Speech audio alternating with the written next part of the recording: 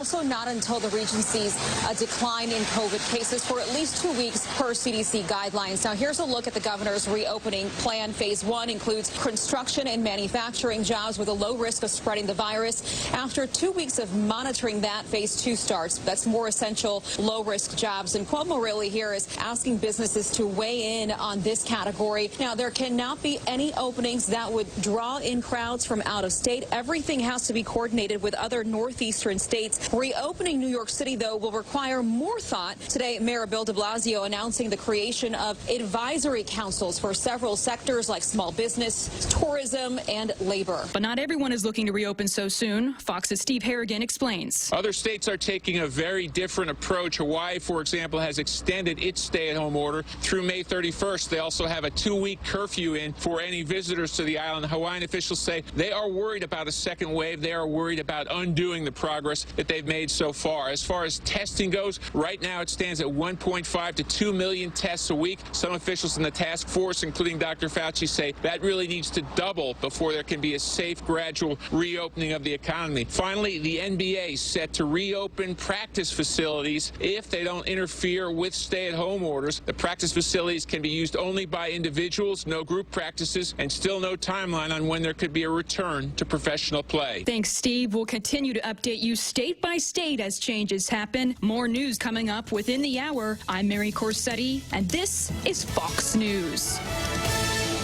Social distancing math. Tossie is infected with COVID-19. She still goes out because she and her friends think it doesn't affect them. Tossie infects 3 friends.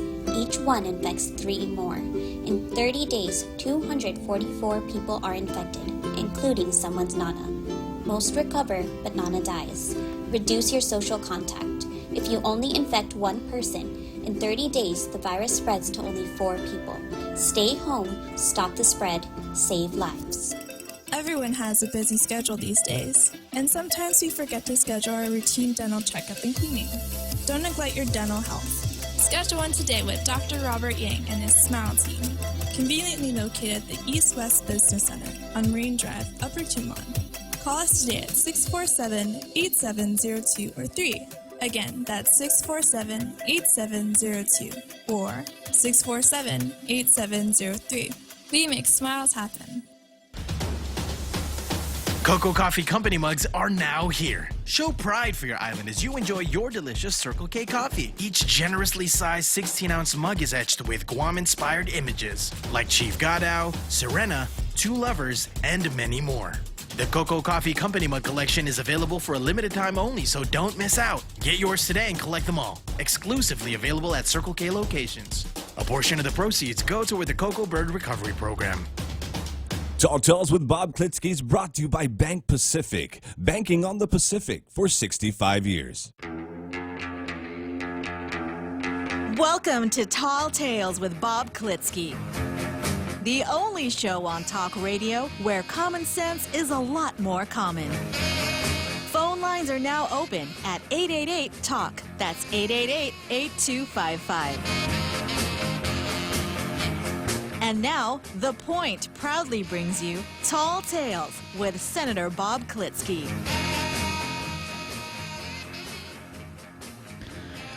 A well-regulated militia being necessary to the security of a free state, the right of the people to keep and bear arms shall not be infringed. Boy, it's good to be back at Tall Tales again, isn't it, real Joe Cruz? Sir, yes, sir. Here we are on our favorite day of the week, Monday. We've got 5 whole days of Tall Tales ahead of us. Oh, that's right. It is Monday. I forgot. Yeah, it just doesn't get any better than that. And what better way to start a week than by reading the Second Amendment into the record here, right here with our international radio listening audience. The Second Amendment is part of that very important document called the United States Constitution. We spent a fair amount of time talking about here on Tall Tales. It's always been that way. It's always going to be that way. So oftentimes I pick up a little news item that relates to the Second Amendment. Who's trying to take it away from us? Who's protecting it? Who's furthering the cause? And today I have something from a website called Guns America. And it reports on a case called Rodriguez versus City of San Jose. And it goes like this. And unfortunately, it's a poorly written article. So, gee, wow, I forgot how to do this. It's been 2 whole days away from a microphone, and I'm tongue-tied. Okay, Real Joe Cruz, let's get out our Law and Order notebooks, okay? Yeah, because you need your Law and Order notebook to make sense of the way this article is written.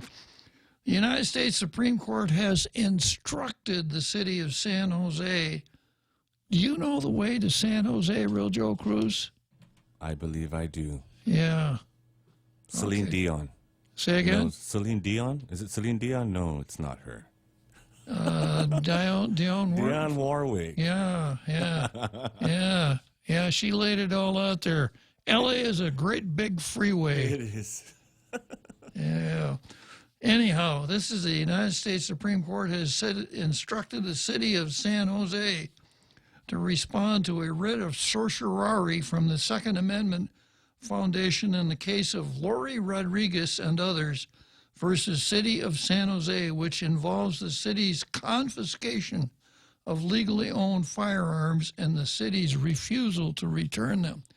Now, this is a pretty egregious case because what happened was in 2013, apparently there was some domestic strife and the cops were called, and the cops took away Lori's husband's guns. And I think they took away Lori's husband also.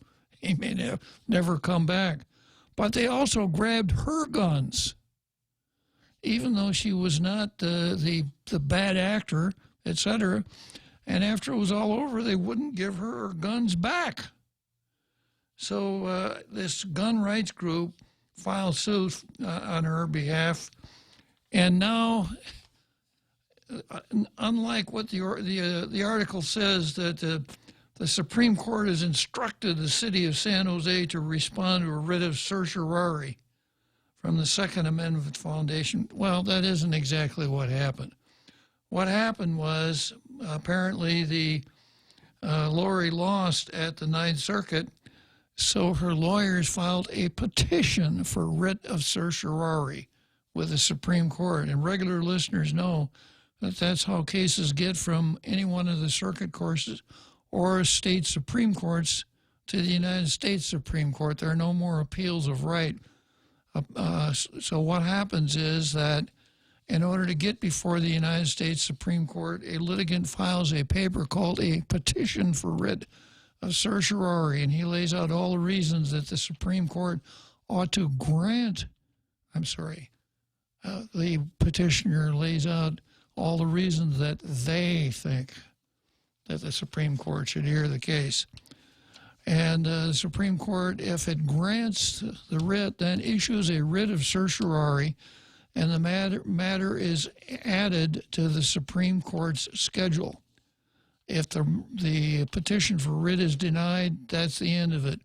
Ordinarily, around 8,000 petitions for writ of certiorari are filed with the Supreme Court every year. The Supreme Court grants about 80 of them. So this is really misleading. The U.S. Supreme Court has instructed the city of San Jose to respond to a writ of certiorari. Well, they're not responding to the writ. If the writ had been granted, there wouldn't be a necessity to respond. So what has happened is that Lori has filed a petition, and the rules of the Supreme Court, or perhaps in order for the Supreme Court, would require San Jose to file their opposition to the petition within a certain period of time. If no opposition is filed, the chances of the Supreme Court granting the writ are greater, but it's not a slam dunk. It's like the Blue Star on Tall Tales. Even if the Daily News doesn't have an editorial, the Blue Star does not go by default to the Post. The Post still has to put on a good editorial. It's the same way with the Supreme Court. So the article goes on to say The Second Amendment Foundation is joined by the California Gun Rights Foundation on behalf of plaintiff Ms. Rodriguez, who is legally qualified to own firearms in the state. Her firearms were seized 7 years ago after her husband was taken to a hospital on a mental health issue. At the time, a San Jose police officer advised Rodriguez he had authority to seize all firearms in the residence, including those belonging solely to her, which were all locked in a California-approved safe. The guns were taken without a warrant and over Rodriguez's objection. The city was advised that the court had directed the clerk of court to direct a response from the city on or before May 20. It's a nice transition there, right? So the Rodriguez case is the fourth Second Amendment Foundation case currently before the High Court. Well, it's not exactly correct to say that Rodriguez versus City of San Jose is before the Supreme Court. A petition for cert is before the court. That doesn't mean that the case is before the Supreme Court. The others are Pena versus Sid, Mance versus Barr, and Culp versus Madigan. The Mance case involves Second Amendment's Foundation's sister organization, the Citizens Committee for the Right to Keep and Bear Arms, as a plaintiff. So, little advertising here for the Second Amendment Foundation and a somewhat misleading description of what's going on. So, on the other side of it, it sounds like Lori Rodriguez really got a bad deal, because after it was, after the situation was calmed down, they wouldn't give her guns back. Now, I could kind of understand why they took the guns in the first place, even though they weren't the husband's and they were hers. But after the situation was resolved, then the city of San Jose either gives the guns back, or, since they took private property for an apparently public purpose, quote unquote, they would have to pay Lori just compensation, but they didn't do either. So it's good to know that there are these foundations and other groups defending your Second Amendment rights, my Second Amendment rights, to keep and bear arms. Okay, so from there we go to whereabouts, Real Joe Cruz? Zemi Ikutni. Zemi Ikutni.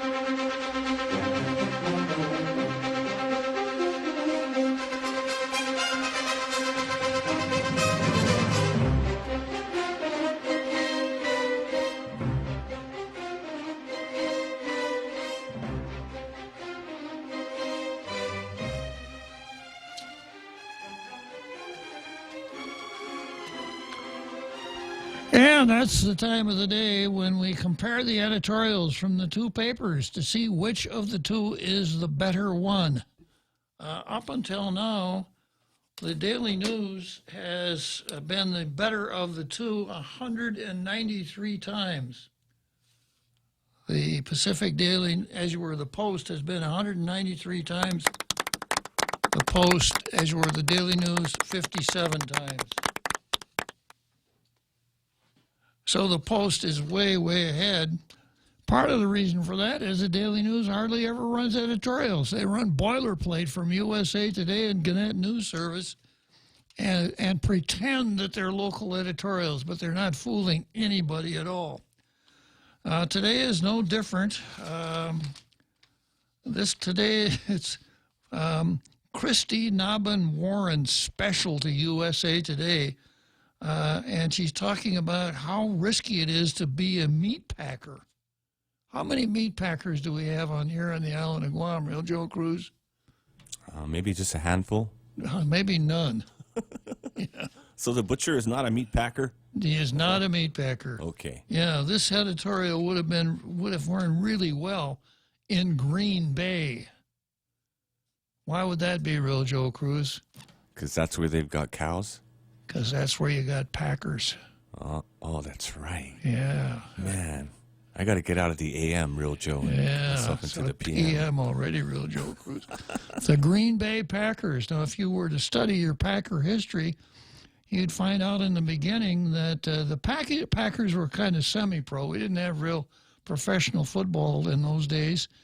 And the Packers had 2 sponsors, both of which were meat packers. So now you know why they call the Green Bay Packers. Wow, I didn't know that. Yeah, that's one of the collateral benefits of being the producer of Tall Tales. It's kind of like going to school for a master's degree, Real Joe Cruz. Thank you. Yeah. Okay, so today we have a really unusual situation. I'm not going to do the Daily News editorial. I'm going to do something else. And today, a person has the opportunity to get 2 blue stars in one day. Talk about a coup. You know, that's like hitting 2 Grand Slam home runs in the same baseball game. So I said this person has a chance to do it. The opportunity's there. I don't think it's going to happen. Okay, so instead of doing the Daily News editorial, I'm going to pick what ran as the editorial on Sunday. Now, Sunday did the Daily News did their Sunday forum, which I've talked about before, but they didn't even do their own position on the Sunday forum question, which they used to do in the past.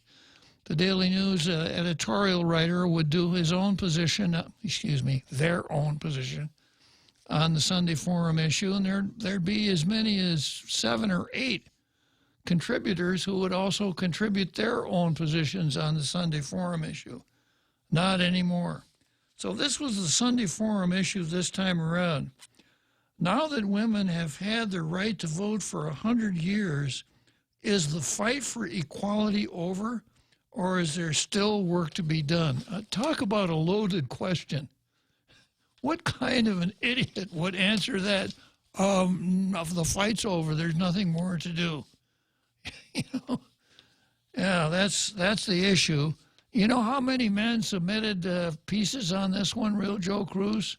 How many, sir? Take a guess. 0. You got it right. Man. Yeah. Well, who could be that stupid, right? Yeah. Now that women have been voting for 100 years, is the fight for equality over, or is there still work to be done?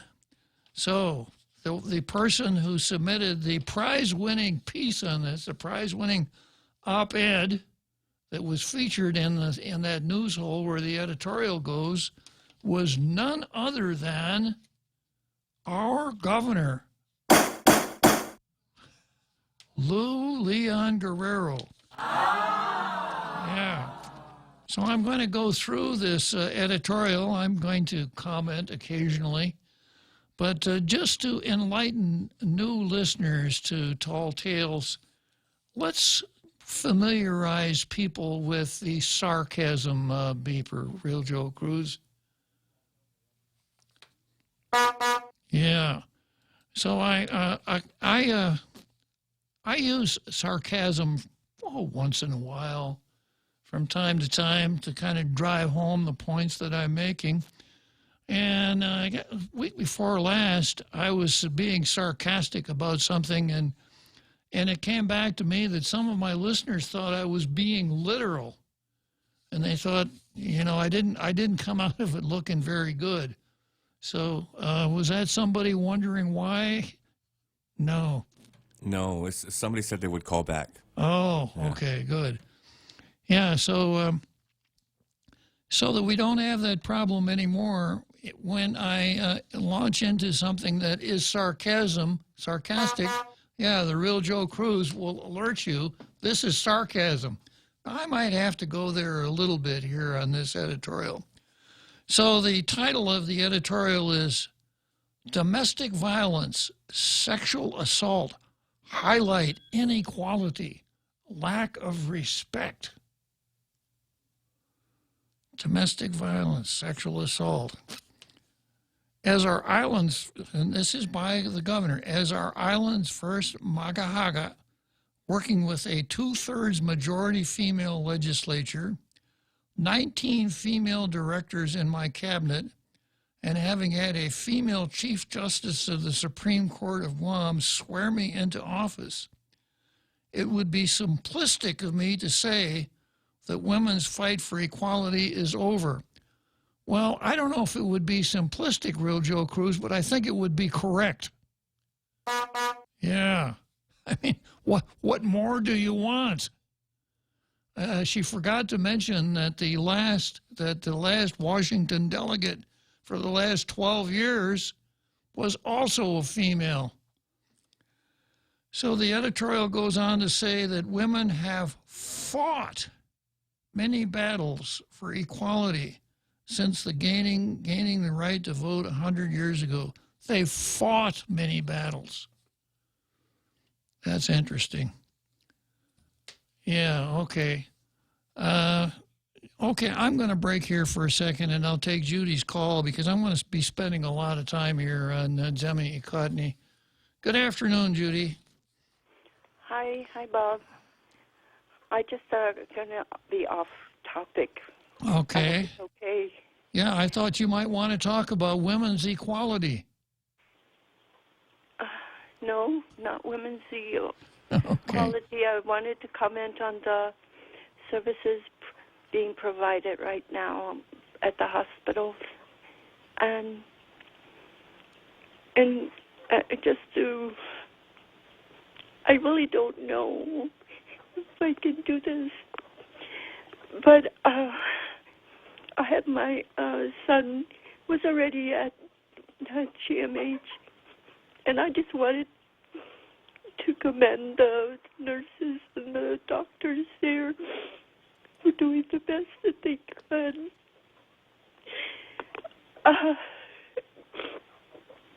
When you have somebody that cannot, most people can access their families through their cell phones and communicate with them there, even though they're not allowed, because they're not allowed to have visitors at either one of the hospitals. But my son is one of those who cannot pick up the phone and call anybody. So they were very accommodating, and I provided them with a phone, and the nurses, whenever they would come in to feed him, they would make sure and call me so that I could see him and then be able to talk, and they'd put the phone next to his ear so that he would be able to hear from his mom and his dad and some couple family members whenever it was possible. And once they tried very hard to get him out of GMH because he's not a COVID patient, and once he was healthy enough, they transferred him to GRMC. And once again, after discussing it with them, they continue on, and they were very accommodating once again. In every shift, they would call me whenever it was time to feed him, and they would let me see his face, and then they would put the phone next to his ear, and so that he could hear us, and it was clear that he recognized me and his dad. And I just wanted to thank them very much for accommodating me. Well, the only other thing is it's unfortunate that the GRMC, although it's a private hospital, they recently changed their policy so that there are no visitors. They want to prevent the contamination, except for those who are in hospice or are dying. And he didn't qualify for either one of them. And so, but at least I was able to talk to him by the phone, and just hopefully all of this is going to resolve itself so that people can be allowed to visit their loved ones there at the hospitals, because recovery is not all about medicine. Recovery happens when the patient has access to family and people who love them, and hopefully the private hospital or GMC can relax their policies a little bit more and just brainstorm how possibly can the families can access their loved ones, even if it's a couple hours, 2 different hours a day, so that their loved ones can recover a little quickly. And I just wanted to go on the radio to thank them for all the accommodations that they have provided so far and the care that they have been giving my son. That's all pretty much, Bob. Well, Judy, you took the right path to do that. You've shared your thoughts with our entire international radio listening audience, and I'm sure the folks at both the hospitals appreciate your kind words. Their job is not easy, and I suspect that because of what they have to do and what they can't do sometimes, they have to deal with a lot of angry people. So your call is a nice contrast, so I really thank you for calling, Judy. Yes.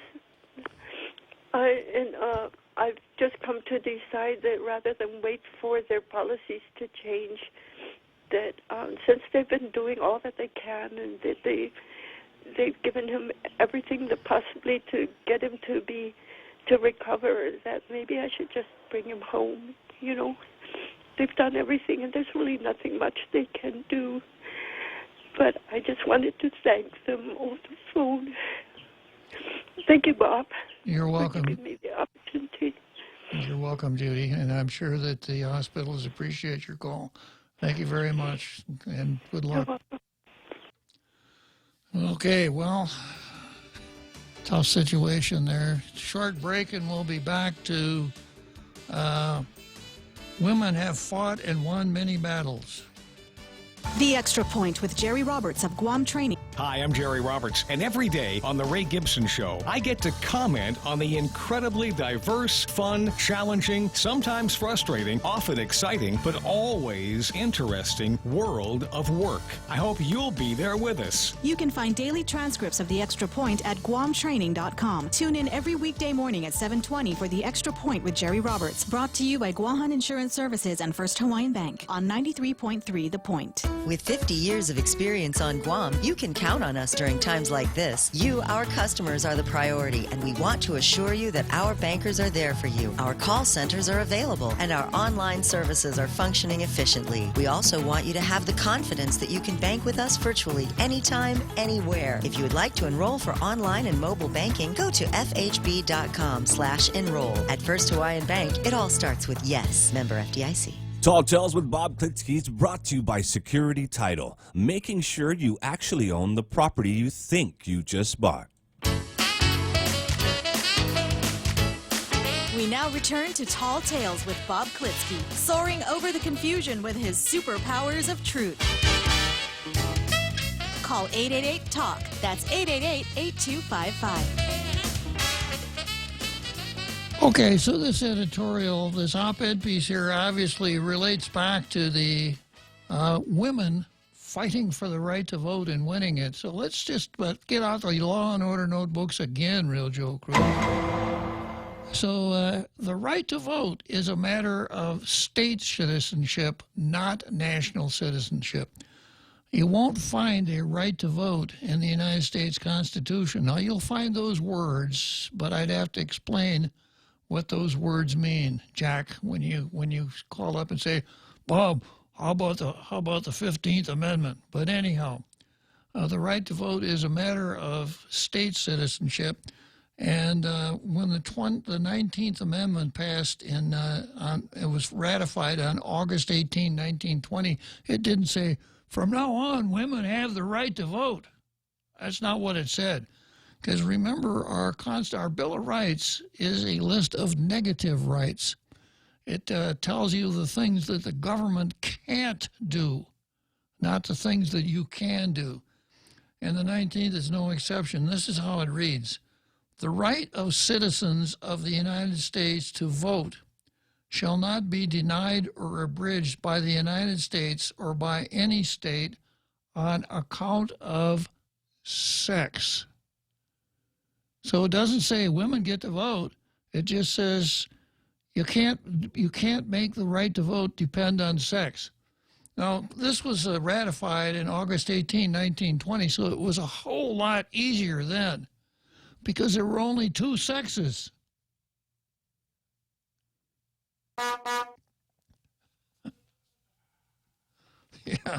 Yeah, back in those days there were only we're so progressive. We progressed so far in the last 100 years. I don't know why we're talking about equality for women, you know. With all of the sexes that we have now, that's where the real progress has come in. Anyhow, that's the 20th of the 19th Amendment. So going on here, women have fought and won many battles for equality since gaining the right to vote. We have proven ourselves, earned respect, and succeeded in every profession. I just want to share some autobiographical experiences here.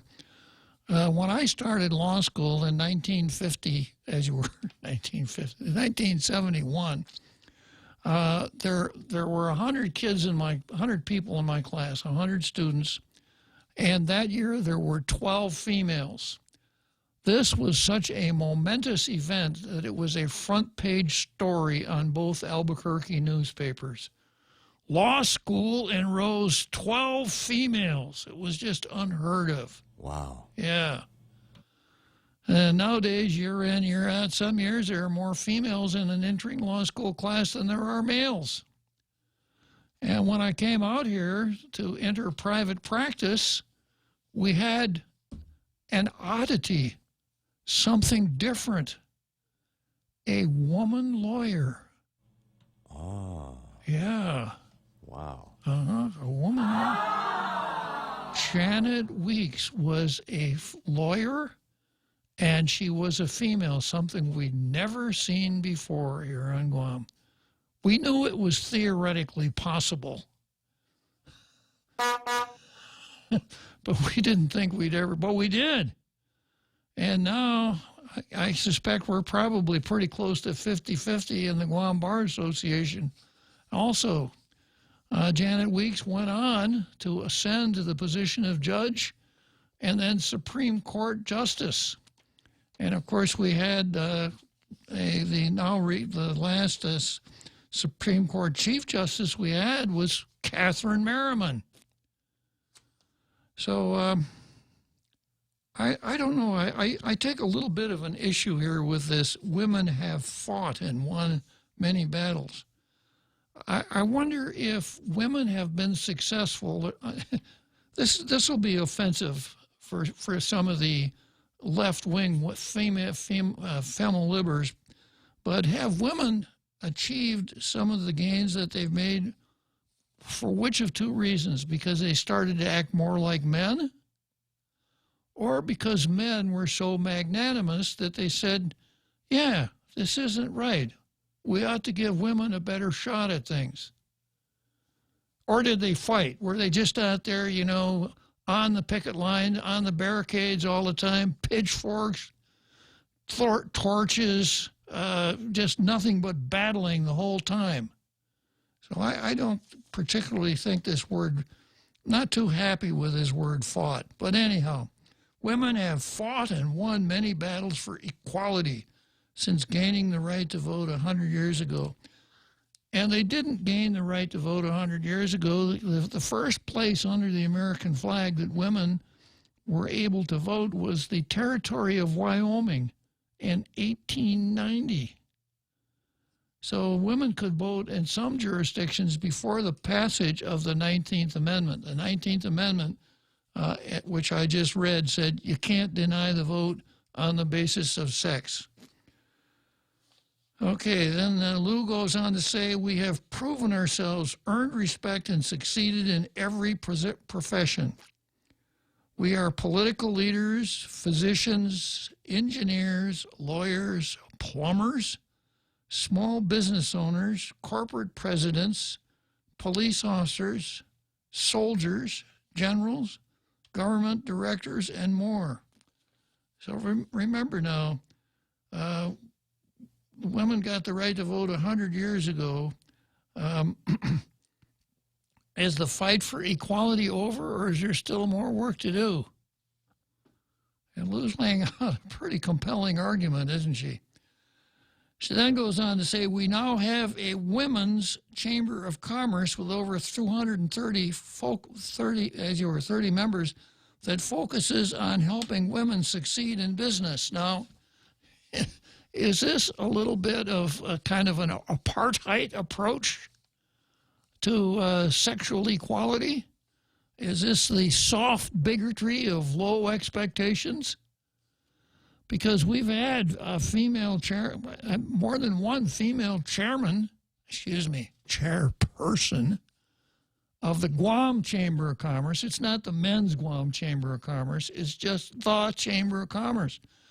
And right now, the president of the Chamber of Commerce is a female, and she's not the first female. So what part of the picture do I not understand where we have to have a separate women's Chamber of Commerce if what we're really shooting for is equality? Former United States Secretary General Kofi Annan got it exactly right when he said, it's hard for me to imagine the Secretary General of the United Nations getting anything right.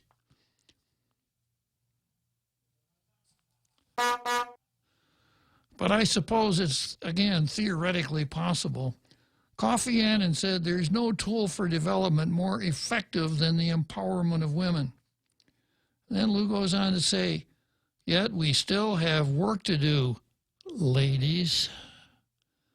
Now, if I said something like that, you know, that long staff with a hook on it would come and pull me right off the stage. Statistics from the 2010 census show that 10 years ago, women held only 23% of total management positions available in our civilian workforce.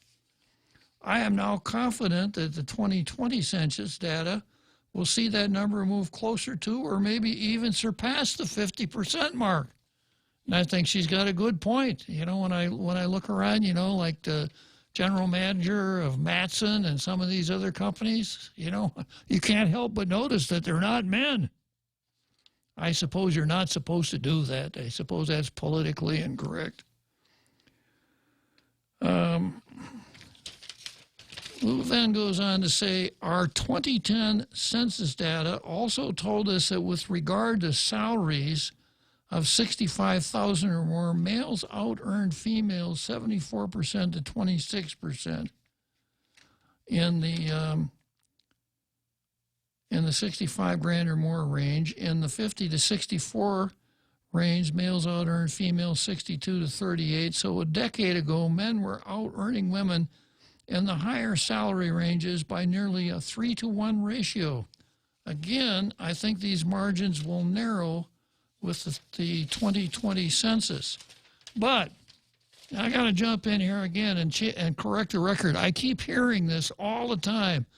You know, women, they would discriminate against women in on the job site because men are always paid more than women just because they're men, and it's just not fair. So I have this article dealing with Kamala Harris, you know, who has really broken the glass ceiling in a lot of regards, right? She didn't make the final cut, but she was in there right up until the end. And this is from something from her campaign that ran in Real Clear Politics.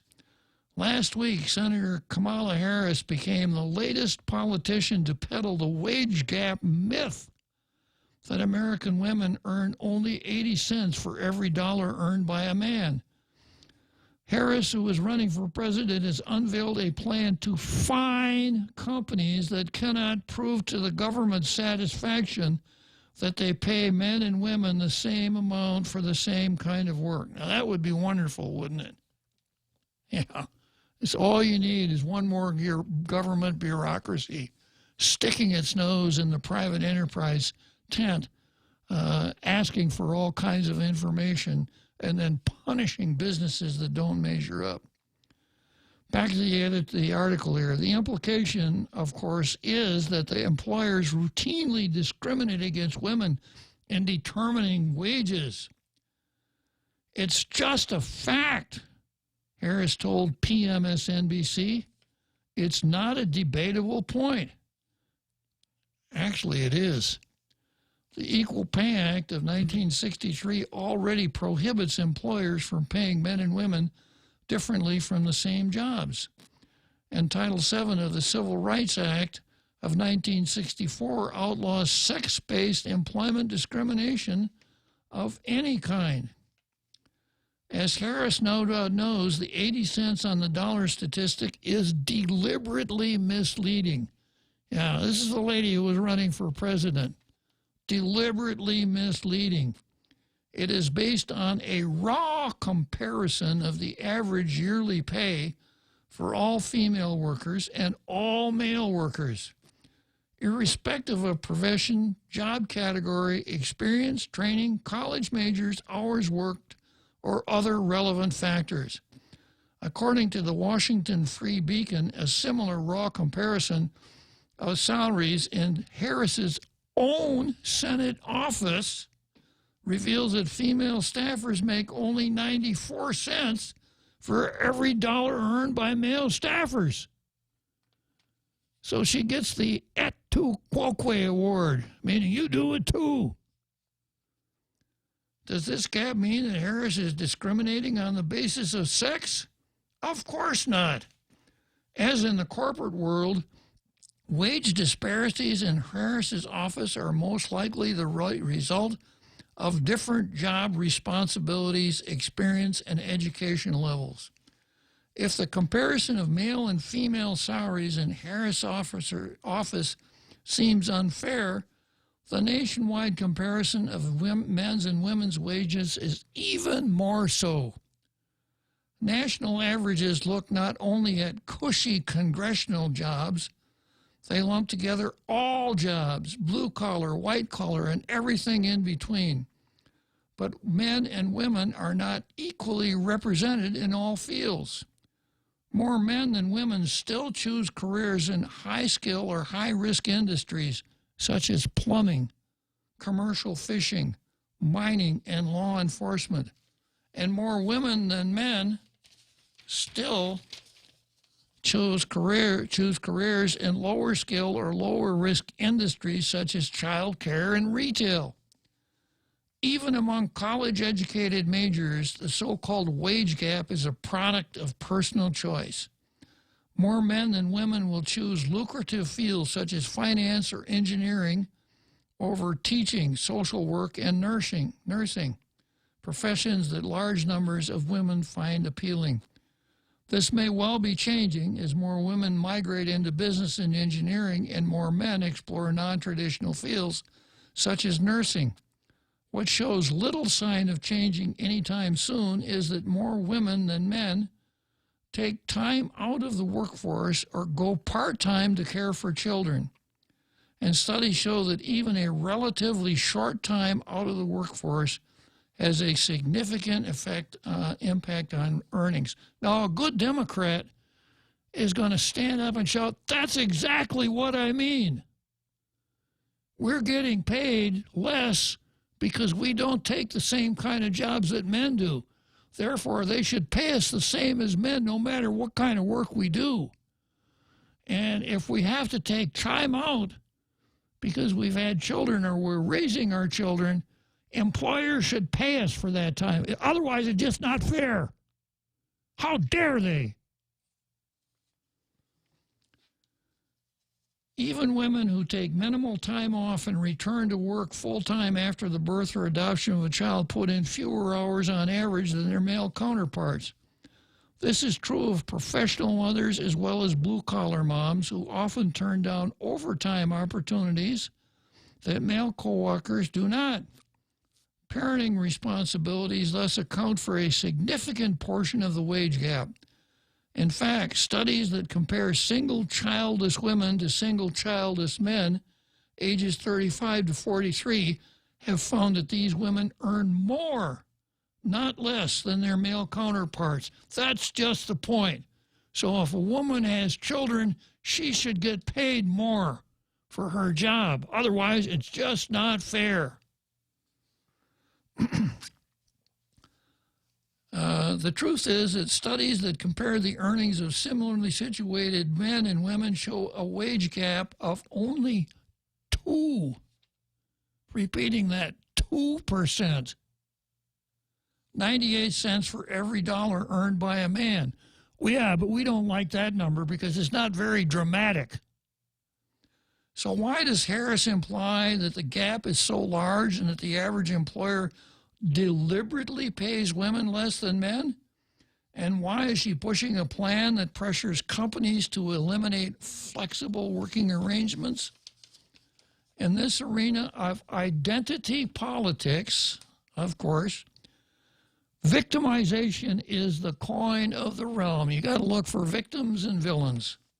Harris' plan is a brazen attempt to convince women that she is their champion and to require further government intrusion into the private sector, a proposal that is likely to please the growing socialist wing of her party. It's also a boon to the trial lawyers. That's because Harris' plan would ban arbitration for claims of pay discrimination, forcing employees claiming wage discrimination to seek redress from the EEOC or federal court. Of course, federal agencies and courts move slowly. Litigation is costly. By contrast, arbitration is a low-cost and more efficient and often more successful way for workers to resolve employment claims. But Harris' equal pay proposal isn't really about helping employees. It's about pandering to special interest groups and ideologues who believe that free market itself is sexist and that government should guarantee equal outcomes. I'm going to come back to that last paragraph right after this short break, and I'm going to come back to another Joe. I'll get you in before the big halftime show. Another. Paraus utsia rerewesemmer COVID-19 ika coronavirus. Förriwisom om kosapnafiten. Kobe betsökkyn, kobe riveriböts, me kobe warnefits. Toa seriaravas pura pökkökyra, tsöydaan isemmun. Esa porkotsu ike tsuffegen. Esa porkapong, esa porfarropats ike kareffigen giri arabas. Kiits sipon nautim norim. Arapara betsökkyder iris. Anna faava sösö, om teiso. Me ammoge kioboge viennim. Paryn faitavin. Arapara rivöts, kopo kyky vatta parravas. Torubom murira varto sirireri veirisin. Kosapattapa vesom, potum me avum. Torifitsipom meia kiatta porajan. Ei paraus, aitto seri atski office manielu, McCunison Resource Center, Mekkoesteserin, Choice Broadcasting. Kiriso Zapur. Tall Tales with Bob Klitzkie is brought to you by Horizon Properties. Call 646-7616 or 777-7792, or you can visit them at horizonpropertiesguam.com.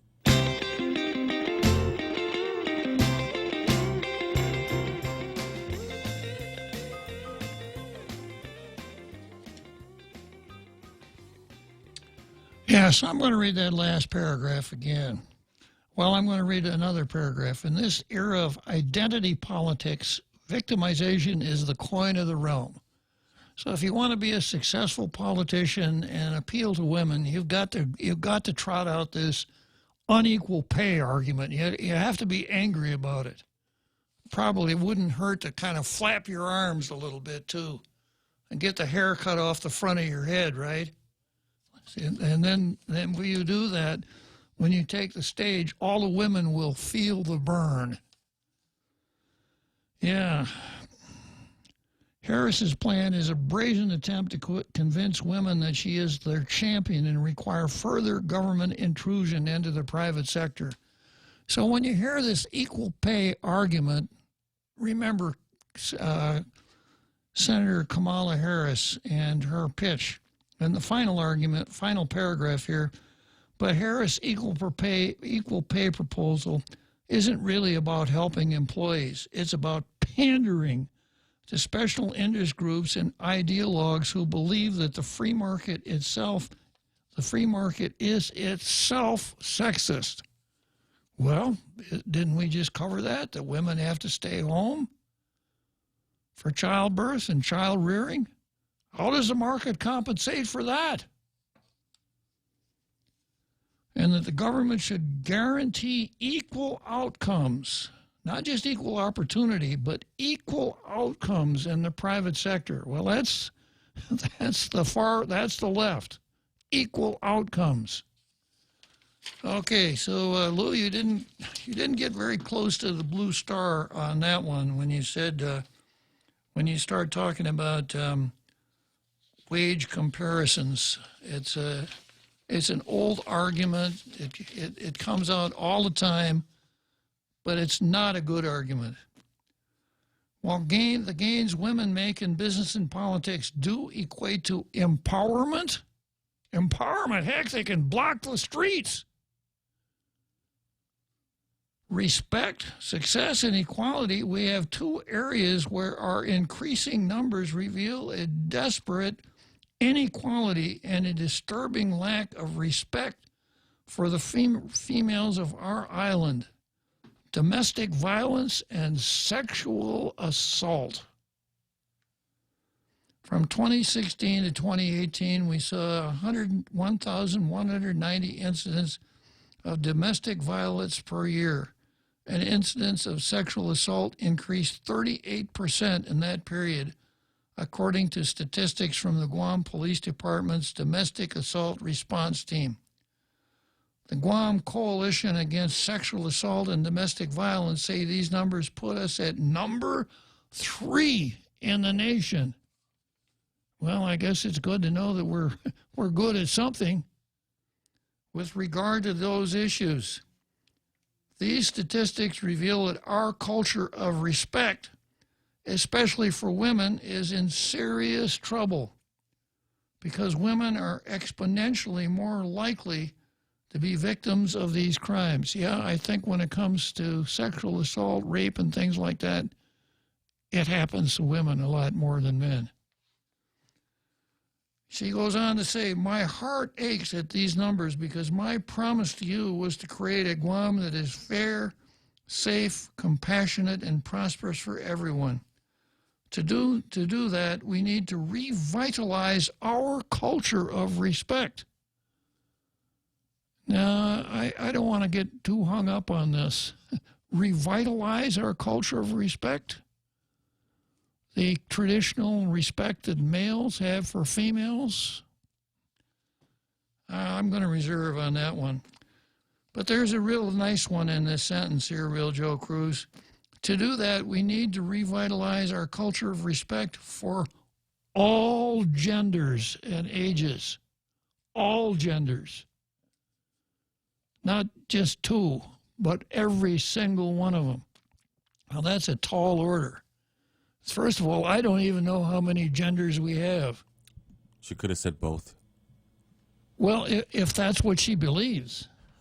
maybe she's drunk the Kool-Aid and thinks, no, it's not just male and female. We've got to respect all genders.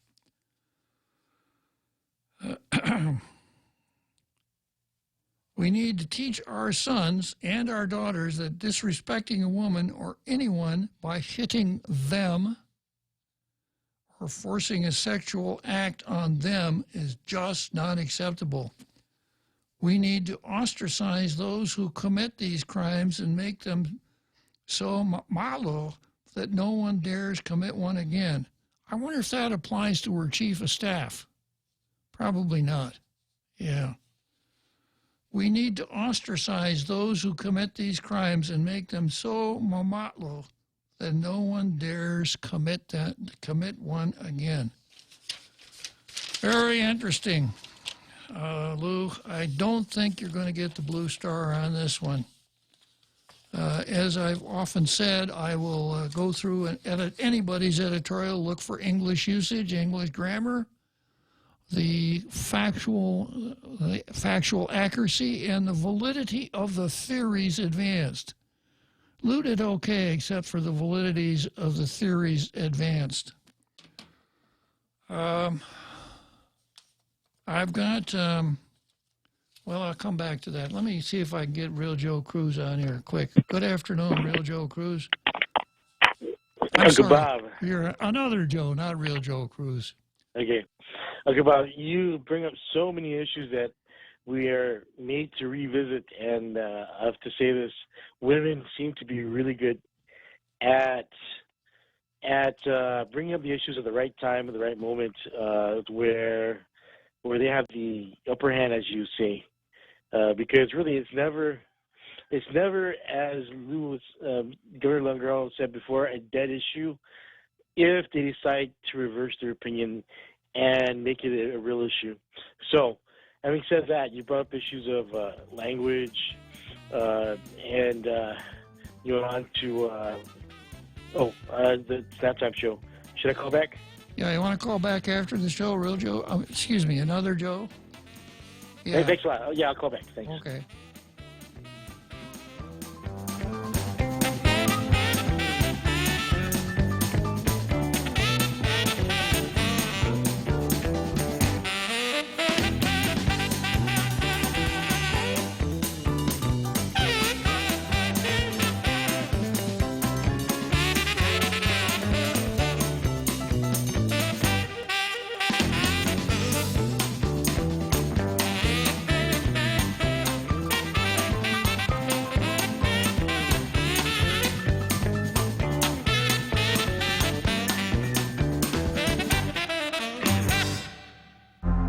The Point is KUSG, Hagåtña, Guam, 93.3 FM and 104.3 HD3. Bloodshed in Baton Rouge. I'm Mary Corsetti. A police officer is dead and another is in critical condition after a shooting in the Louisiana capital. Baton Rouge Police Chief Murphy Paul says the officers were looking for a homicide suspect when gunfire broke out. While our officers were checking the scene, Cato fired upon our officers.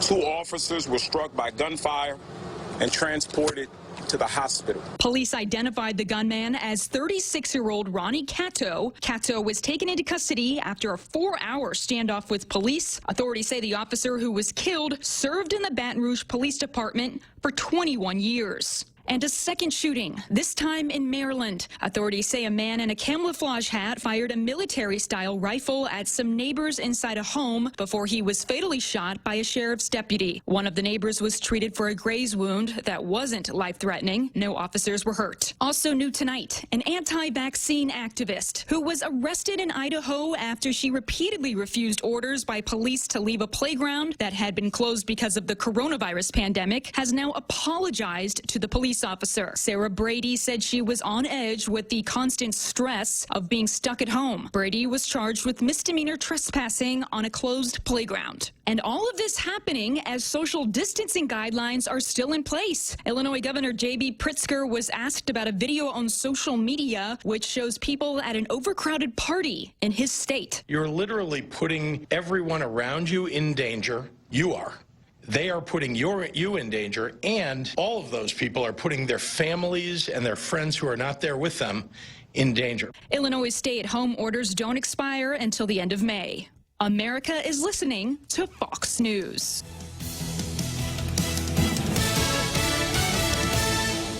Horizon Properties can empathize with individual property owners during this trying time. The last thing you should worry about is collecting rent or sending a repairman to your property. With their web-hosted property management system, Horizon can reach out to tenants, vendors, and owners alike and maintain the current prohibition requirements. Let Horizon Properties take care of it all. Help flatten the curve by remaining safe at home. Call 646-7616 or 777-7792 or visit horizonpropertiesguam.com. Horizon Properties, always there for you. As we stand up to coronavirus by standing back with social distancing, Bank Pacific reminds you that you can come to the bank without going to the bank.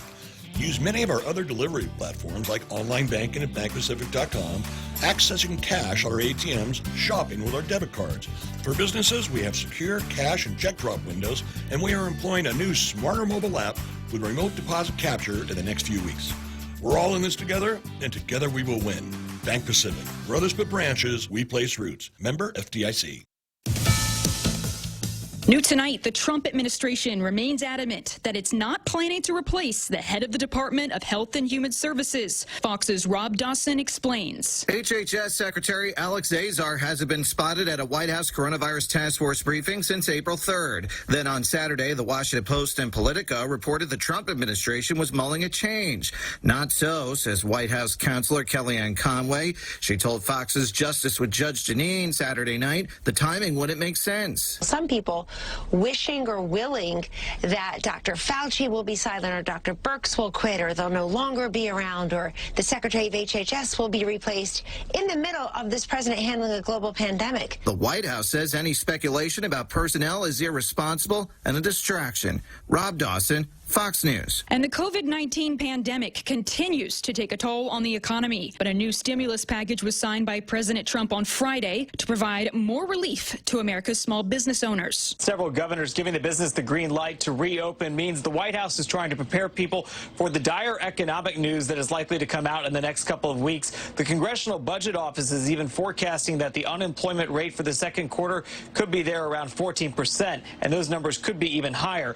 Now, the president signed the latest stimulus bill on Friday. The money adds $310 billion to the Paycheck Protection Program. It also provides money for other things, but the stimulus did not include money to states to help them make up for lost revenue. That's something that Treasury Secretary says the White House will consider down the road. Meanwhile, streets in Spain were filled with joyous sounds as the country let children go outside for the first time in 6 weeks. Many European countries are working to ease their lockdowns and reopen their economies, while American governors are moving at differing speeds, some more aggressive, others more cautious. I'm Mary Corsetti, and this is Fox News. GRMC's cardiology department treats most complex heart problems. In our catheterization lab, cardiologists use imaging equipment to treat clogged arteries that can cause heart attacks or heart failure. We perform balloon angioplasty, stenting, and other life-saving cardiac procedures. If you suffer from a heart condition, have your provider refer you to GRMC's cardiology clinic at 645-5500. GRMC, where patients are partners. Hofady, this is Kayla from APL Guam. Here at APL, our expertise and extensive network can help you grow your business and reach out to more markets. As a responsible carrier, APL is also committed to a sustainable future, whether it's protecting the environment or investing our efforts in giving back to the community. Our dedicated team in Guam and the U.S. mainland are here to support you. Call 588-4651 or visit apl.com. During this time of great uncertainty, Security Title is working to support our essential banks. We are working for the family who would have been homeless if their purchase was delayed, for the families refinancing to lower mortgage payments, for the contractor who has fronted the cost to build a home, and the surveyors, appraisers, inspectors, and the realtors who cannot make a living without selling a house. With our office doors locked and our essential team members complying with all government protocols, in our own small way, Security Title continues to serve our community. Tall Tales with Bob Klitzkie is brought to you by Bank Pacific. Banking on the Pacific for 65 years.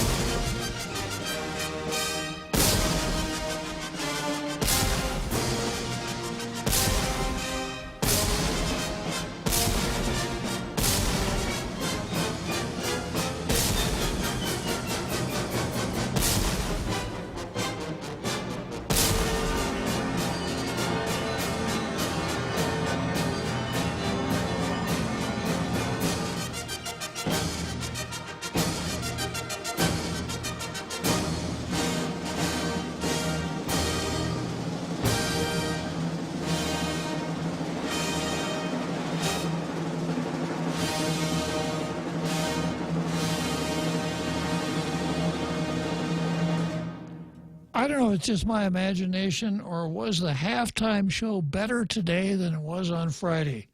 It just seems to get incrementally better almost every show. I always get a kick out of it. I especially like that grand finale with the cannon. Is that another, Joe? Yes, it is, sir. Yeah, okay. Well, I'm going to just chat about the calendar as you were the card here for a second. I'm going to talk with another Joe. I'm going to take a peek at the Facebook comments, and then I'm going to plunge into the calendar. Got a great calendar today, starting out with the DPRK versus USA, the Democratic People's Republic of Korea, what you call North Korea, versus the USA in these times of the doubtful status of Kim Jong-un. And then I've got the Bishop versus the lockdown. I've got Atlas versus Fauci, also called accumulated data versus hypothetical projections. And then some holdovers from last week, Bob versus Bob, Mansfield versus Fernandez, GRMC versus GMH, Sedfrey versus Leon Guerrero, and MSN, Michael San Nicolas versus Shimizu. So without further ado, I'm going to go straight to another Joe. Good afternoon again. And we won't count this as a rewrite, another Joe. We'll just count you as having stayed on the Ferris wheel. Thank you very much, Bob. So they used to be known as the weaker of the two sexes, but of course we know that to be false, and depending on how you judge strength and weakness, because I don't think there are very many men who could survive the ordeals of childbirth. But then you used to go to the concept of they're the fairer of the sexes, but then that will be considered sexist. You can't say that anymore, real Joe. I mean, another Joe. It's no longer considered a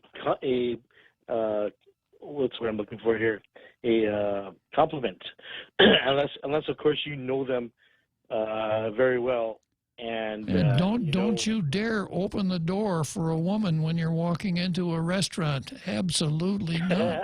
If you want to get your face slapped, go ahead and try it.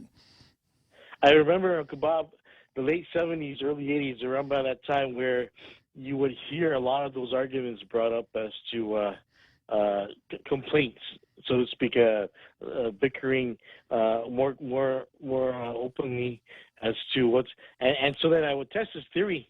I look at stateside anyway. I look at someone and I think, okay, if we're ignoring each other, then very possibly they won't care whether or not I hold the door open.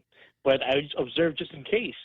And in some cases, if they look offended, then I would possibly attempt to recover by holding the door. If they don't look offended and they seem to think, well, okay, that's the way it should be, then I'm like, okay, and yeah, that's the basic premise that the new norm, so to speak, they yet to come to expect. So, having said this, Bob, there's a lot of new rules that the far left are attempting to rewrite, and that unfortunately our younger generation is being made to learn. And you have to ask, at what point is it a standard? Is it and are all these changes occurring at too rapid a pace? How can you say it's a real standard of a particular culture? How can anyone become assimilated, integrated, if there isn't that standard? Whether it be language, at what point does colloquial language become standardized?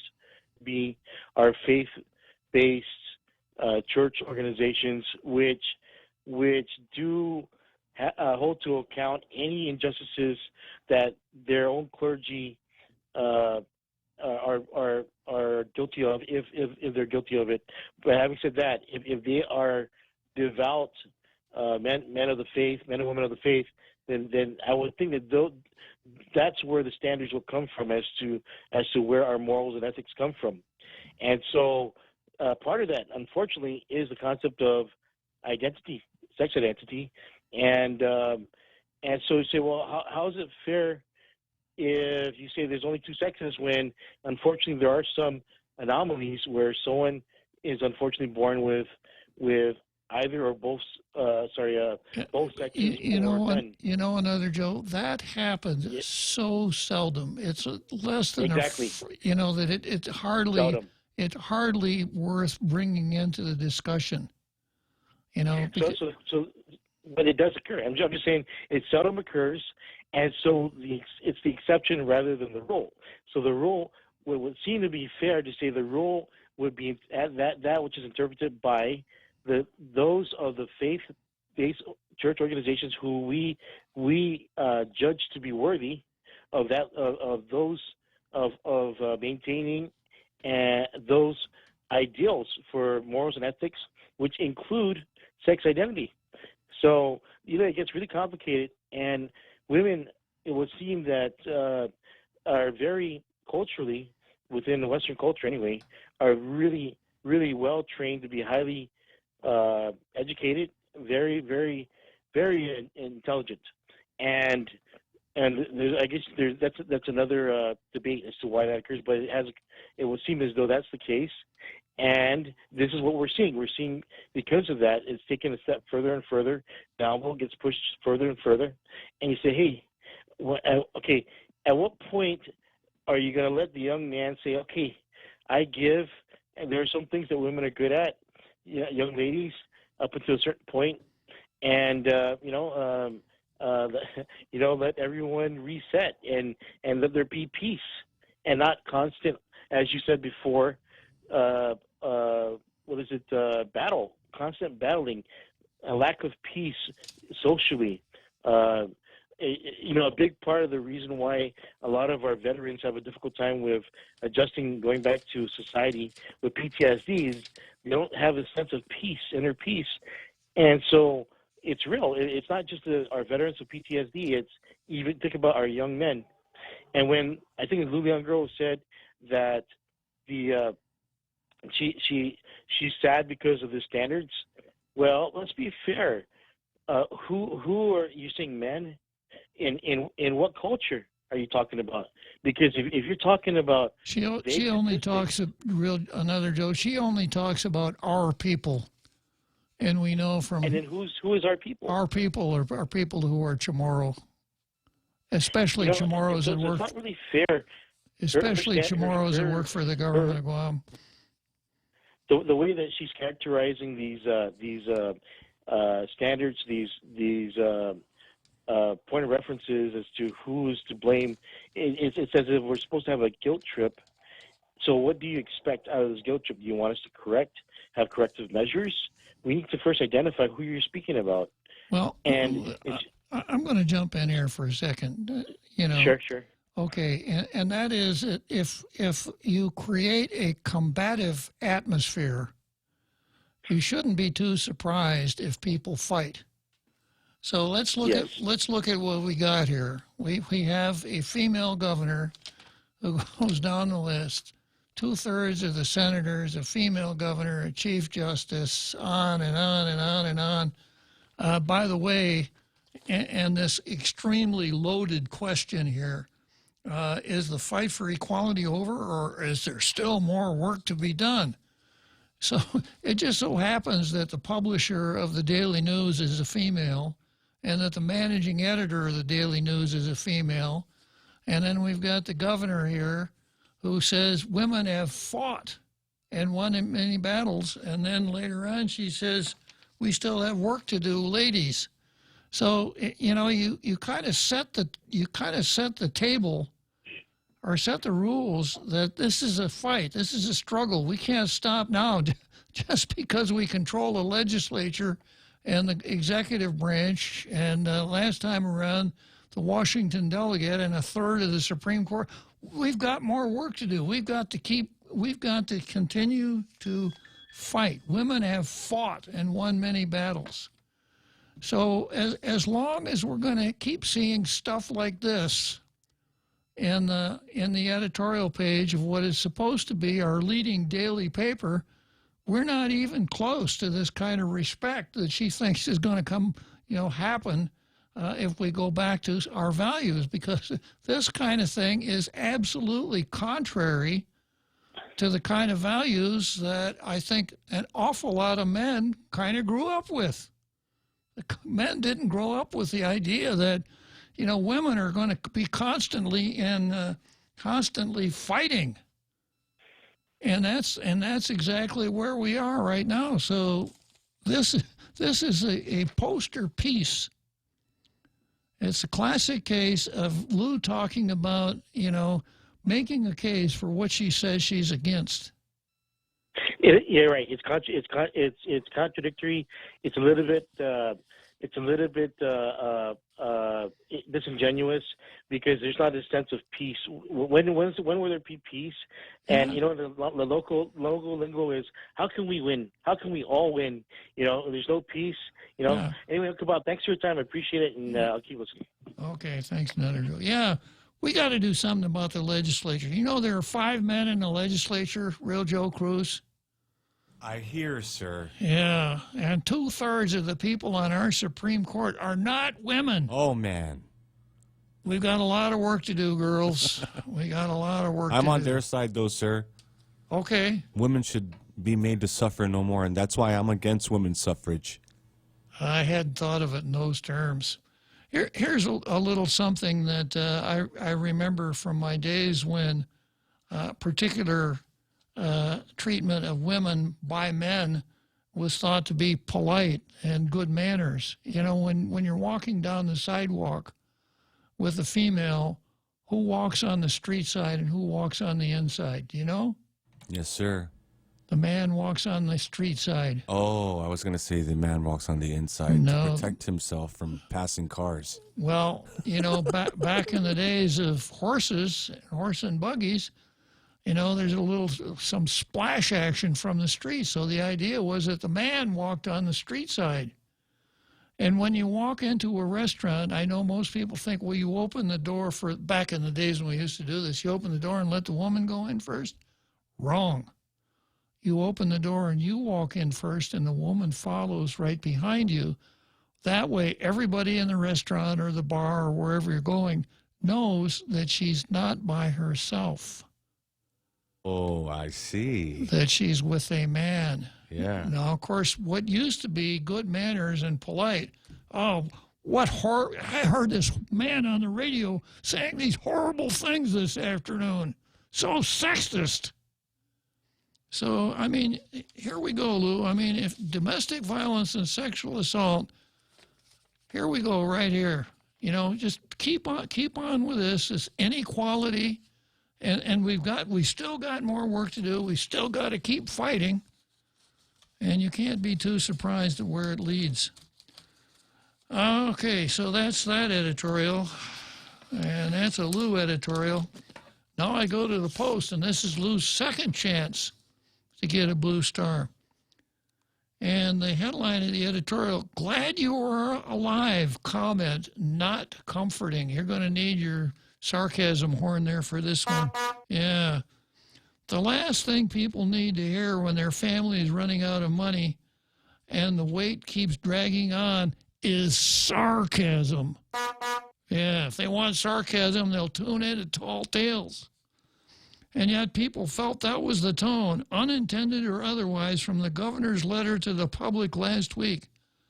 The governor, in a public message telling the public she couldn't wave a wand to make federal economic relief checks, federal unemployment benefits arrive soon enough for the more than 60,000 Guam households, ended her letter with this line, quote, "I've heard you, and whether you agree with my decisions or not, I'm glad you're alive to hear me." Yeah. I wonder if we could, do you think we could lend this one to Joshua Tenorio? Could we lend that? Yeah. We're going to need it, though, aren't we? She needs to get her own. In this Wuhan virus crisis, 5 of our fellow Guamanians have died. Many of us fear our immune-compromised loved ones are at risk.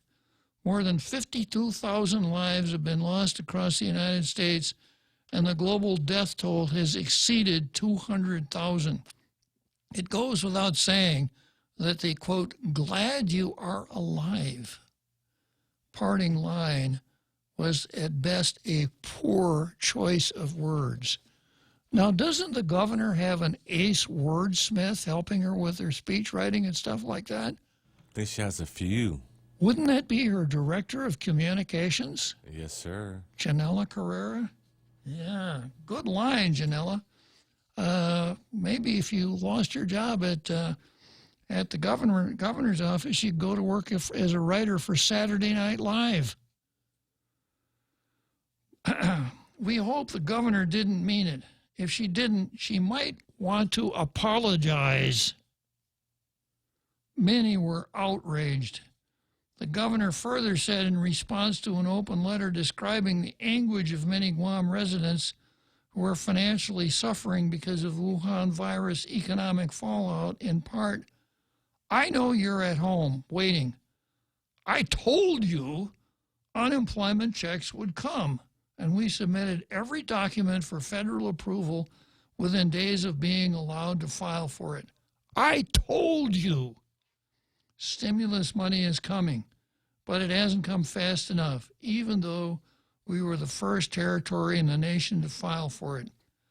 I know that some people think becoming governor gives you the power to make everything better with a wave of a wand. But that isn't true. No matter how fast we work to submit our paperwork, we can only work as fast as the federal bureaucracy allows. That frustrates me more than every day that passes, and I am angry that you are made to suffer for it. Okay, I'm going to come back to this in just a minute. I notice I don't want to do it myself. I don't want to keep people waiting like she's been keeping them waiting. So I've got our Carl and then Fred, and then is it our James, Real Joe Cruz?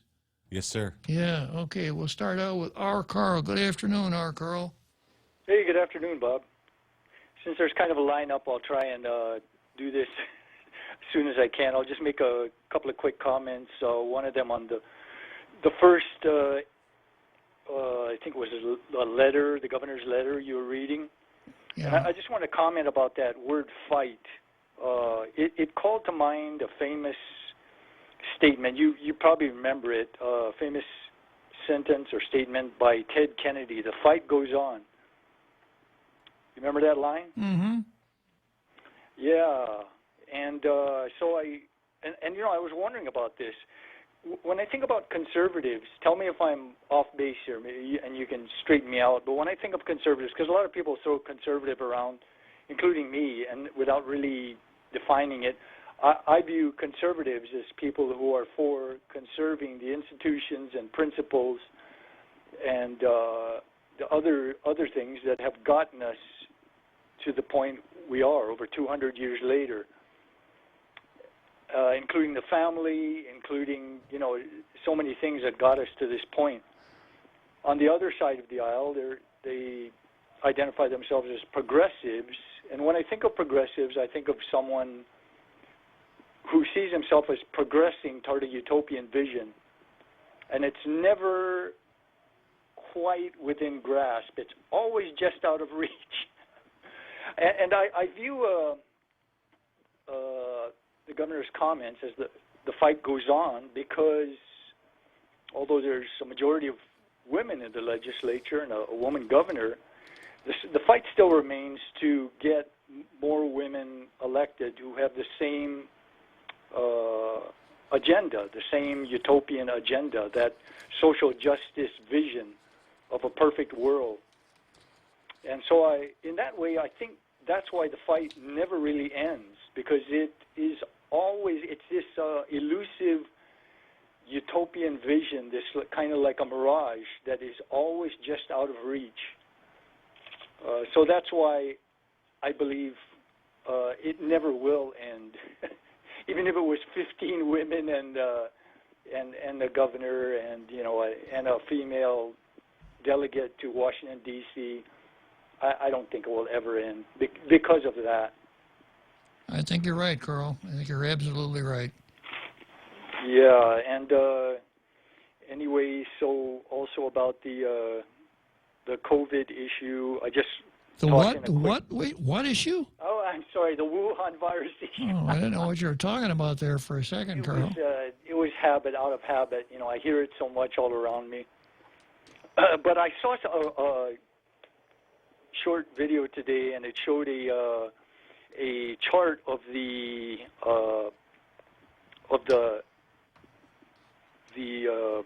flow of infection and deaths in Colorado. And the first one was recorded around March 10th, March 11th. It peaked around April 10th, and then it dropped to near zero by April 25th.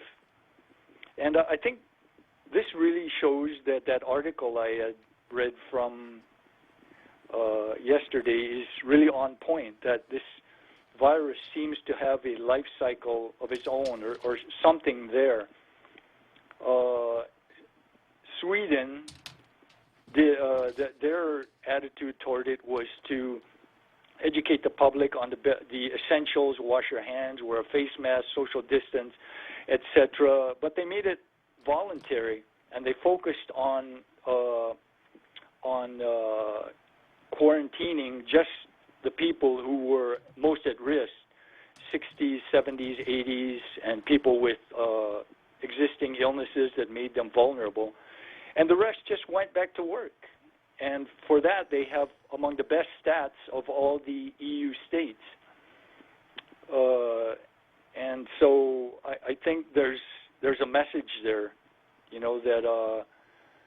but anyway, I just tossed in those thoughts, and that's it. I'll let the other your other callers chime in. I know they've got things they would like to get off their chest also. Okay, well, thanks for calling, Carl. Thank you, Bob. Who was my second caller? Another Our James. Our James. Well, Fred was the second caller, but our James is still on. Yeah, okay. Well, Fred, call back, and we'll get you on. Good afternoon, James. Afternoon, Bob. Hey, here's a train or a line of thought, and tell me what you think about it. You can't openly and outwardly compare the United States to other second and certainly not third world countries due to our differences in dietary intake, due to our advanced and or access to medical care. I mean, due to, you know, basically all of the above. We're not China. We're not Northern Italy. We're not a lot of these places that are much, much more susceptible than we are. So given the fact that you can't really compare us to these other, I don't want to say lesser, but unfortunately that, you know, sometimes being correct is not always political. You have to be. It's just like the virus and where it comes from. It's the Wuhan flu. It's the Chinese flu. Somalia. There's nothing bad about that. Somalia is as great a country as the United States of America. There's no question about it. Well, that's a topic for another discussion. Yeah, but anyway, I mean, that's politically correct. Yeah, you can't openly compare the United States or Canada or the UK. You can't compare first world countries to second and third world countries. Okay, well, with that said, the bottom line to this is, if you get it, you're going to recover from it. You're going to feel bad for 10 days, 2 weeks, just like you've got the flu. You're going to recover from it, or it's going to get worse, and yes, you might require hospitalization. There's going to be a very small percentage of the people that are going to get it, and they're never even going to know they've got it because they're basically immune to it. And then there's going to be, on the very other far end of the spectrum, that very small percentage of the folks that are going to get it that are already susceptible to it due to pre-existing health conditions, and they're going to pass. And that's terribly, terribly unfortunate. But the bottom line is, everyone on this planet is exposed to it. It's on every continent. It's in every country, okay? Everyone's going to be exposed to it. And you're either going to get over it and life is going to carry on. Water is still going to be wet. The sky is still going to be blue, and that big orange ball is still going to come up every morning. Everybody needs to get that through their head. We're having a lot of people that must have a really thick head. But everybody is exposed to it. No one is going to be immune. I mean, unless you live in Antarctica, maybe. I don't know, Bob. What do you think about that line of thought? Yeah, I think you're right, and I'm really going to get into that when I get to an item on the card that's listed as Atlas versus Fauci, or an alternative item on the card, accumulated data versus hypothetical projections. We'll get into that. Yeah, I think the projections have been way too hypothetical. Well, and that's isn't it time then that we toss the projections and go with the data? That's the point. Absolutely. I mean, like I said, lesser developed countries that don't have access to medical care, and then the access that they do have is, decades old, etc. It is not modern. They don't have good dietary intake. They've got, a lot of us here on island, we've got diabetes, we've got high blood pressure, we've got obesity. Okay, but if you think it's really bad here, go look at what they've got in China. Go look at what they've got in North Africa. Go look at what they've got in India and other undeveloped countries. You can't compare us to that. And it's now become very apparent that, yes, we've got infections. Yes, we've got numbers, but our numbers don't match everybody else's. Canada's numbers don't match everybody else's. A lot of the UK numbers don't match everybody else. We need to take our numbers and run with it, instead of running down the street with everybody else's numbers, screaming at the sky, saying that the sky is falling. We need to take our numbers and run with it. Yep. Well, thanks for calling, James. We're coming up here in the 7th inning stretch, so stretch out, and we'll see you tomorrow, okay? Have a good one, Bob. The Extra Point with Jerry Roberts of Guam Training. Hi, I'm Jerry Roberts, and every day on The Ray Gibson Show, I get to comment on the incredibly diverse, fun, challenging, sometimes frustrating, often exciting, but always interesting world of work. I hope you'll be there with us. You can find daily transcripts of The Extra Point at guamtraining.com. Tune in every weekday morning at 7:20 for The Extra Point with Jerry Roberts, brought to you by Guahan Insurance Services and First Hawaiian Bank on 93.3 The Point. If you've ever struggled for breath, you know what a scary experience it is. Whether you have asthma, emphysema, COPD, lung cancer, or another respiratory illness, the right medical treatment makes all the difference. GRMC's Pulmonology Clinic has the latest technology and respiratory equipment, staffed by world-class pulmonologists. Make an appointment today with GRMC's Pulmonology Clinic and start breathing easier. GRMC, where patients are partners. Talk Tales with Bob Klitzkie is brought to you by Horizon Properties. Call 646-7616 or 777-7792. You can also visit them at horizonpropertiesguam.com.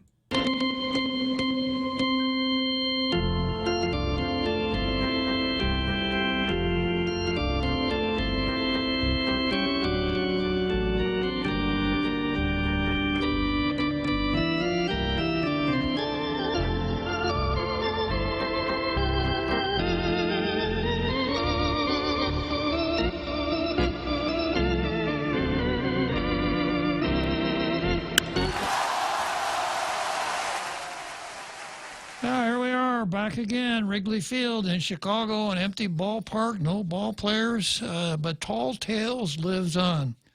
So I'm going to finish up Demi Cotney. I'm going to spend a little time with the Facebook posts, and then we're going to get into the card. We've got some really interesting things on the card today, as always. So going back to the post editorial, the truth is the governor's hands are not totally bound by what she calls the, quote, federal bureaucracy. The federal governor has given her ample cash, $128 million altogether last week alone. The government of Guam's bank of choice is, guess which bank, Real Joe Cruz? Bank of America. Try again. First Savings and Loan. One more guess. Bank of Guam. You got it, yeah. The government of Guam's choice is the Bank of Guam. This has been the case for years. So that this money, or at least a big portion of it, should still be there. And, of course, if it still be there, that means that the Bank of Guam is able to, in the parlance of bankers, it increases its reserves and its ability to lend money. So it's a nice thing for the Bank of Guam. The longer the $128 million stays in the Bank of Guam, the better for the Bank of Guam.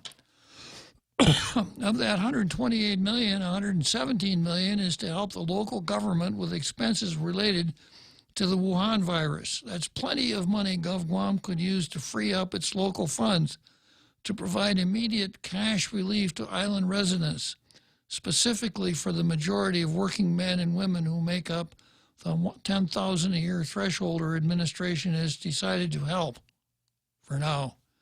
The government of Guam can make the total cash relief separate in addition to the $1,200 or $2,400 checks that are coming. The governor is in one part of her statement is correct. There is not a single magic wand. That's true.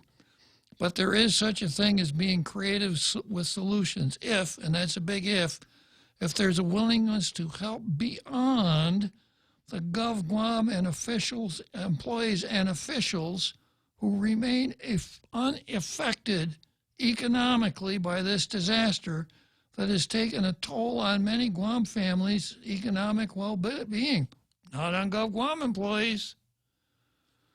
Most of the suffering is borne by the private sector families that feed GovGuam coffers.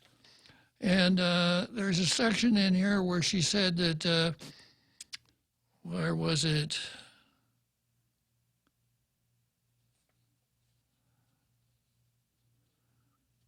I can't find it now, but she said that she got our papers in at the very beginning.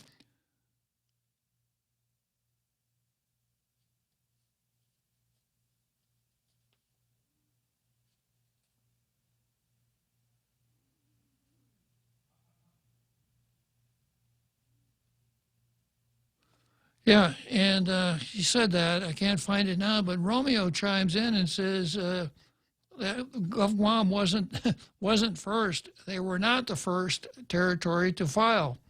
That's why Puerto Rico received their full $2.2 billion in one shot before Guam did. $2.2 billion. Okay, well, there's not much contest here. The Blue Star does not go to Governor Lilian Guerrero. It does go to the Post. Good editorial, Guam Daily Post.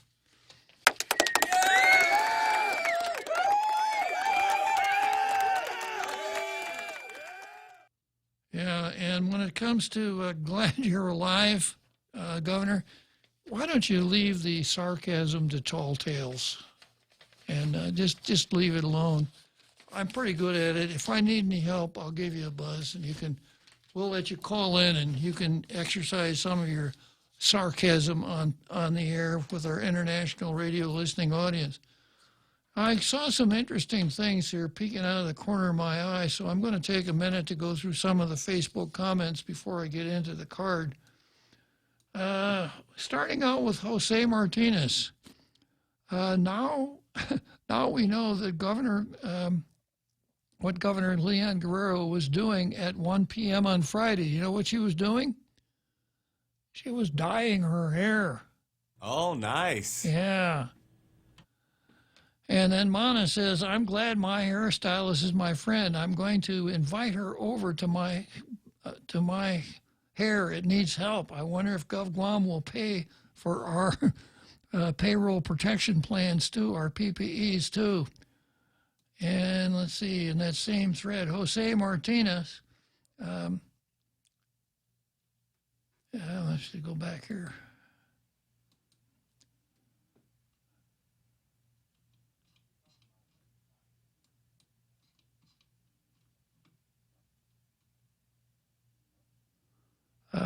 Jose Martinez, Real Joe, when your mustache needs shaving, did you call a friend? Apparently, Lou called a friend to help her dye her hair.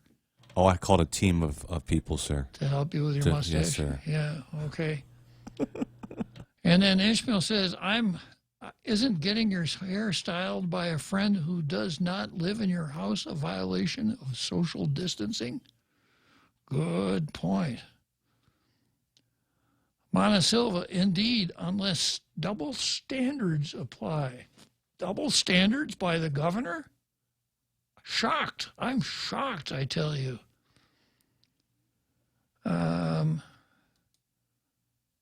Jose Martinez says, maybe the lieutenant governor is her hairstylist. Ooh.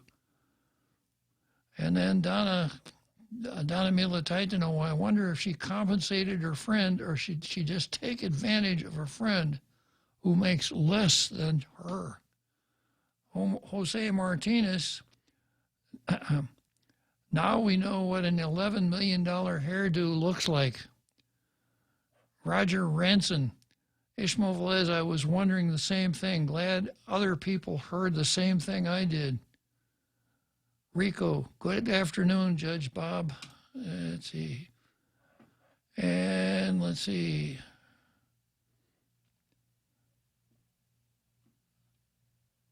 Frenchie, good afternoon to the Tall Tales Posse. The afternoon, Joe Cruz, whenever he wakes up from his morning coma. And good afternoon to this bottomless well of knowledge, the unequal, the unique, and our own Judge Robert Klitzkie. Boy, I could sit around and listen to stories like that all day long. Richard Leone, we like sarcasm because Governor Little Lou Leon Guerrero earned it hands down. Frenchie, beware asking Lou what more she would want. The more she wants is always the same. More money, more money, more money. Chris Biolcino, kudos to the staff at GMH, going back to Judy's call. Nicholas Ichihara, Lou, if I could, I would if I could, but I can't. I'm trying my best and deal with it. Leon Guerrero. Richard Leone, women's equality isn't Governor Little Lou Leon Guerrero. She swam in the Bank of Guam fun-sucking logic and the pari connections and familiar name politics handbookers. And Ishmael, people of Guam, please remember as your Magahaga, I am the woman you need. Signed by Kim Jong-lu. And let's see.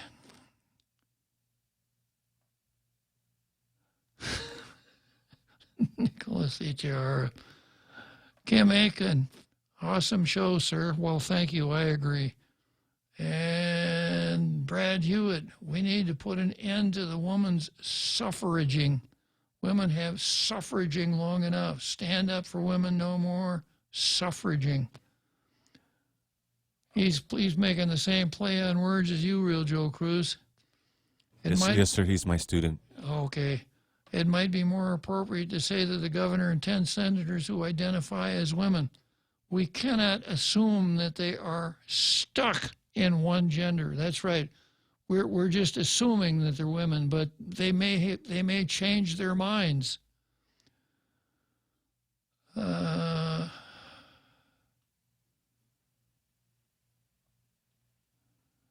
Jose Martinez, still more work to do because women in the womb are still losing their lives, ironically, under the guise of women's rights. Exactly. You know, half the victims of abortions are females, and they're losing their rights big time. Jose Martinez, so if this administration and legislative body is deemed a failure, is it politically correct to give the credit to the women? Oh, no. You can't. The fact that we have 10 women in the legislature and a governor that's a female, if at the end it were adjudged that lash-up was a failure, there could only be one answer, Real Joe Cruz. What's that, sir? Sexism. Oh. Yeah, it's got to be sexism. And Andrew says, or she can claim that men didn't cooperate. Nicholas Ichihara, don't forget the alpha and omega scapegoat, Donald Trump. That's true. And then Frenchie says, amazing with all the emergencies facing us at this time that the Gov put so much time and energy into writing such a partisan identity politics piece rather than delivering on what the people of Guam actually need. She is either clueless or most likely she had Senator Marsh Titano or her political commissar write it for her as ghostwriters. In a way, this is perfect demonstration of the huge disconnect this administration is suffering. Frenchie, if Kim Jong-il was really worried about family sexual and children abuse, she would end this confinement which breeds conditions of abuse in the wrong ways. And I've got 4 more comments here. First, she killed Guam's economy. Then she murdered the press conferences. Finally, she dyed her hair. Will the atrocities never cease? Ellen Longuerro, the president of the Cosmetology Board, threatened licensed cosmetologists that if they violated the stay-at-home orders and performed services, whether at home or elsewhere, their licenses would be revoked. So would that apply to the one who did the governor's hair, if they're licensed? Just saying. Okay, we're coming up to the home stretch here. One of the easiest ways to prevent the spread of COVID-19 is to wash your hands with soap and water for at least 20 seconds. Let this message help you time it. Start soaping up now. If you're sick or caring for someone who is, wear a surgical mask or N95 respirator when you're around others. If you're not sick, wear a washable cloth face covering in case you're an asymptomatic carrier. Don't touch the front of the mask and always remove it from the back. When you cough or sneeze, use a tissue or your upper sleeve, not your hands. Choice Broadcasting reminds you to stay safe and stay clean. You can rinse now. Perfect and all. Thanks. I owe it all to Dr. Robert Yang and his Smile Team. They do wonders for a healthy, happy mouth. Got teeth? Don't wait until they hurt. Schedule your routine checkup and cleaning with Dr. Yang and his Smile Team. Suite 119 in the East West Business Center, Upper Tumon. Call 647-8702 or 3. The best thing that happened to teeth since toothpaste. Dr. Yang and his Smile Team. They make smiles happen.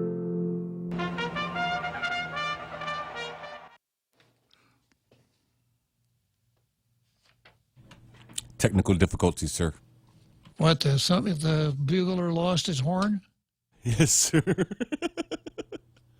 I don't know what happened there. All right. Well, we'll just imagine that we heard him play the entirety of Call to the Post on his bugle, okay?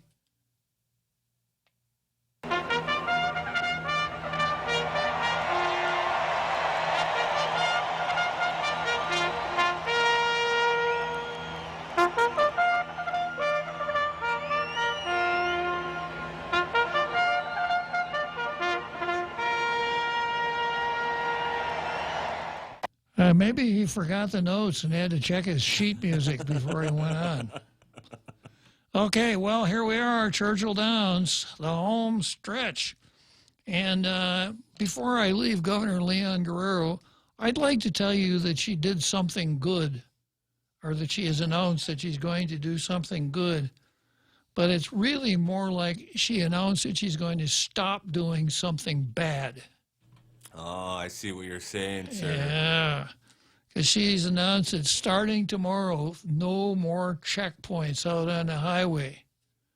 So I'd like to say, oh, she's really doing something good, but I can't. She's not going to do. She stopped doing something bad, and I don't know if she thinks she's going to get a boost in the public opinion out of that. It kind of reminds me of a couple of stories. One story is that there was this gentleman who perhaps was playing with a less than a full deck, who sat around all day hitting himself on the head with a hammer. And one day somebody came up to him and said, "Why do you keep hitting yourself on the head with a hammer? Doesn't that hurt?" I said, "Yeah, it does." "Why do you keep doing it?" "Because it feels so good when I stop." And then the other one is that before she announced that she was stopping the checkpoints tomorrow, there was a sign down at the governor's office that all of the employees could see. She took that sign down also. Here's what the sign said: "The beatings will continue until morale improves." Ooh.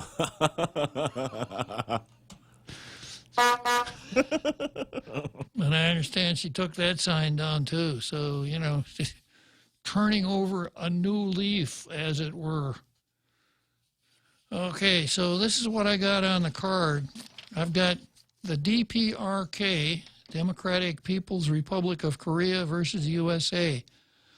And the stories about Kim Jong-un being dead or in a vegetative state or being in extremely bad health and at death's door, etc., are all over the internet.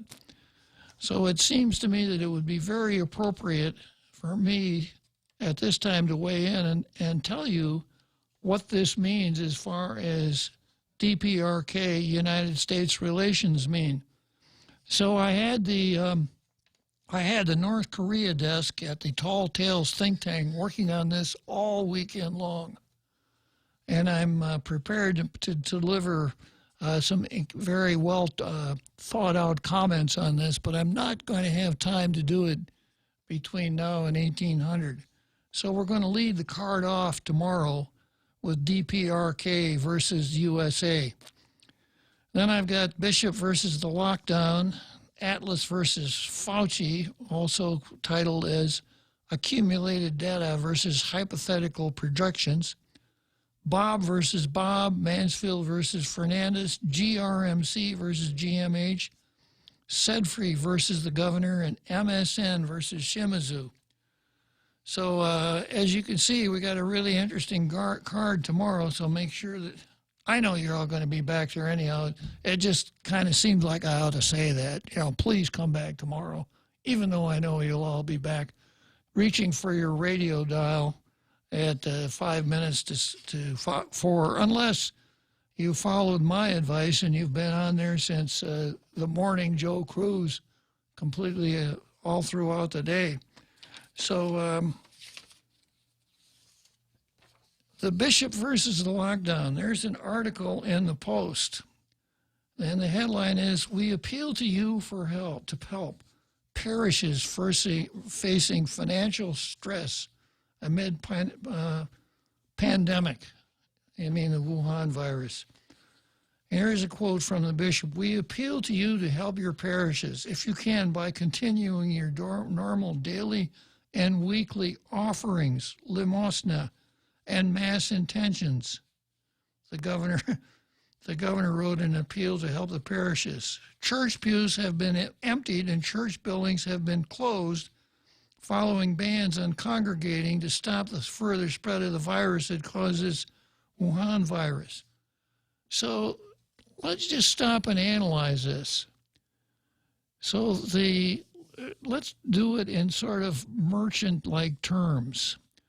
The church, the Catholic Church, provides something that all Catholics want. It's called the Mass. And they provide it once a week, at least once a week. And for Catholics, it's the sine qua non of religion. Catholics have to go to Mass, preferably on Sunday. So that's what Catholics are looking for as far as the church is concerned. Other things happen in the church that have spiritual value, but the Mass is where it's at. Right now, no one can go to Mass. If people don't go to Mass, if they can't go to church, then they're not there when the ushers pass around the plate for the limosna. So the collections are going to go way, way down. If you are in the ice cream business, Not that the church is a business, but if you're in the ice cream business and you put a sign on your front door that said, "No ice cream today," how would that work for your business? Well, how would it be then if you put the sign up that said, "No ice cream today," but then send an email to all your customers saying, ice cream cones cost $3 and you usually come in and get one every day. Could you please send us $3 every day? How would that work? Somehow I don't think that would work very well at all. So it can't be that much of a surprise to the bishop that the money that he ordinarily gets that rolls into the church from the plate, the pledges, whatever, has stopped. I'm going to pick up on this tomorrow because there's more to this story than the ice cream store being closed. Okay, well, it's really glad to be back on Tall Tales again, isn't it, Real Joe Cruz? Yes, sir. We love Monday. We still got 4 more days of Tall Tales this week, so we'll see you tomorrow.